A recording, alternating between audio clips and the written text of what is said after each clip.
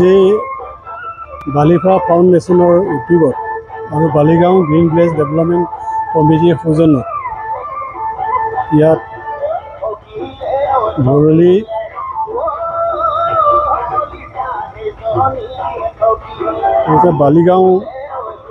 বালিগাঁও বাৰীপটা চাপৰি বুলি কয় জেগাটো।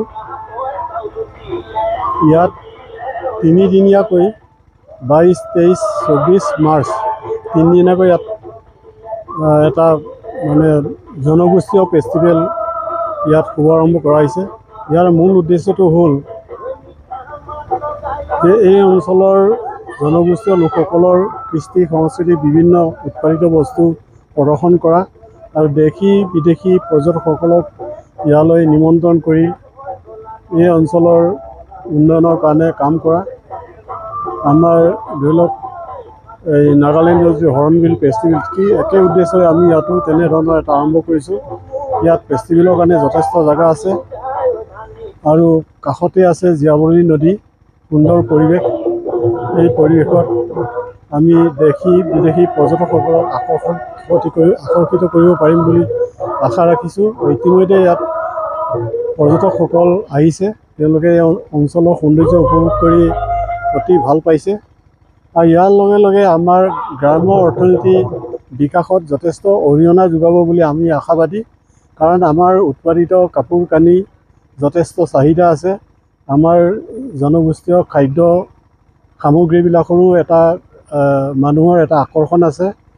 সেইবিলাক তেওঁলোকে পৰৱৰ্তী সময়ত তেওঁলোকে এই ফেষ্টিভেলত তেওঁলোকে উপভোগ কৰিব পাৰিব আৰু উৎপাদিত যিবিলাক জনগোষ্ঠীয় সামগ্ৰী তেওঁলোকে কিনিব পাৰিব। তাৰ লগে লগে আমাৰ যিসকল দৰিদ্ৰ শ্ৰেণীৰ লোক আছে তেওঁলোকৰ উৎপাদিত বস্তুৰ এটা ভাল বজাৰ হ'ব আৰু এইটো আমি এই অনুষ্ঠানটো স্থায়ী হোৱাটো কামনা কৰিছোঁ।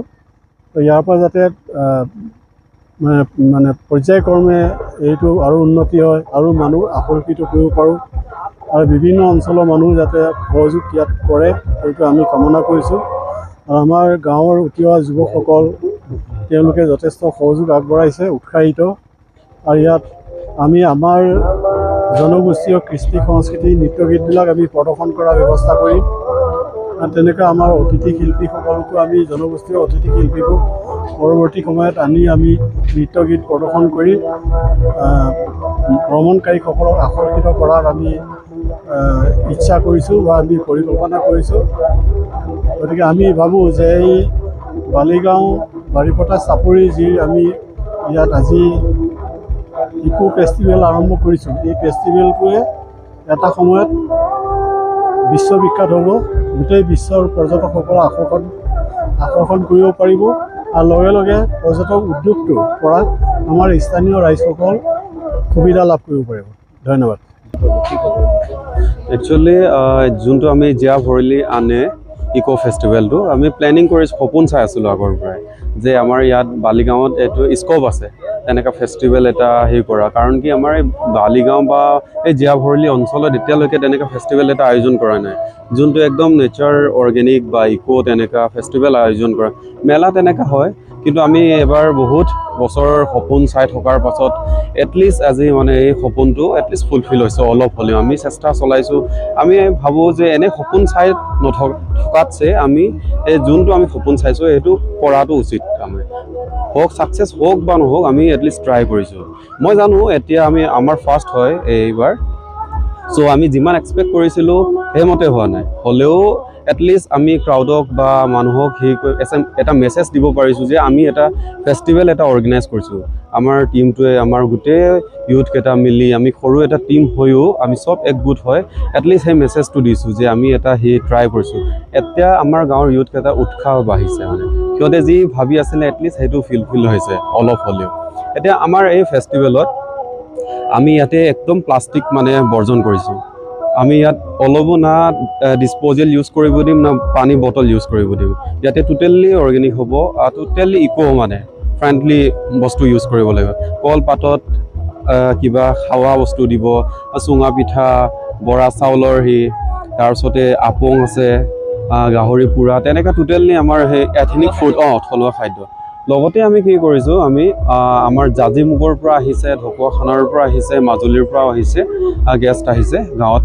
আমাৰ হোমষ্টে আছে গাঁৱতো, চব ঘৰতে আমি 2জন বা 3জন কৰি ৰাখিছোঁ গেষ্টবোৰক, তেনেকৈ ৰাখিছোঁ। তাৰপিছত আমাৰ ইয়াত এই ফেষ্টিভেলত আমি এটা সুবিধা কৰিছোঁ, আমি কেম্পিঙৰ কাৰণে সুবিধা কৰিছোঁ, বন ফায়াৰ আছে ইয়াতে। তাৰপিছত সৰুকৈ আমি মিউজিক ফেষ্টিভেলো অৰ্গেনাইজ কৰিম ইয়াতে, ফিচিঙৰো কৰিম, বটিং, তেনেকৈ সৰুকৈ এবাৰ মানে আমি ষ্টাৰ্ট কৰিছোঁ। অহা বছৰ আমি আশা কৰোঁ আমি যিটো এতিয়া কৰিছোঁ তাতছে আৰু বেছি ভালকৈ কৰিব পৰা আমি চেষ্টা কৰিম, সেইটো আশা কৰিলোঁ। আৰু মই এটা ৰিকুৱেষ্ট কৰিম, আমাৰ এই ফেষ্টিভেল হোৱাত মানুহে বহুত ছাপোৰ্ট কৰক, আমাক উৎসাহ দিয়ক ন, আৰু যিমান ওচৰ পাজৰৰ মানুহ হওক বা বাহিৰৰ হওক, চবেই ইয়াত আহক।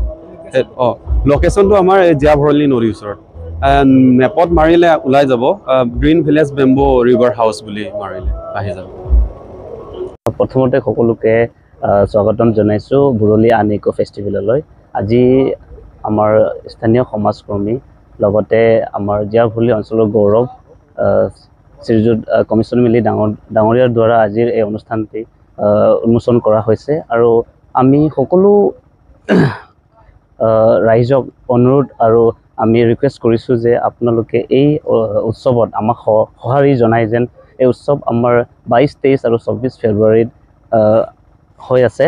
আৰু ফেষ্টিভেল আজি ইতিমধ্যে শুভ আৰম্ভণি হৈ গ'ল। আৰু এই ফেষ্টিভেলত স্পেচিয়েলি মানে আমাৰ বালিগাঁও গ্ৰীণ ডেভেলপমেণ্ট কমিটিয়ে বহুত ডাঙৰ ইনিচিয়েটিভ লৈছে, যিহেতু আমাৰ জীয়া ভৰলীক ৰিপ্ৰেজেণ্ট কৰি আছে বিশ্ব দৰবাৰত। আমি